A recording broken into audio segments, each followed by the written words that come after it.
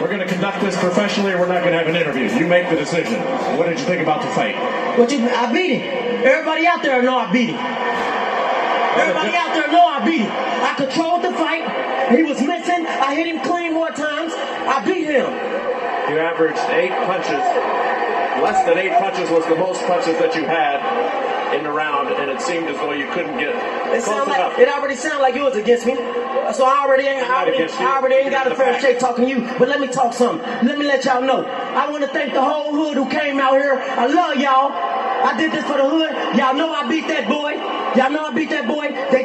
What they trying to do is they trying to get that money again with Pacquiao and Floyd. But it's cool. I ain't worrying about it. I'm still that nigga, man. I'm on top. Cincinnati, stand up. West Side.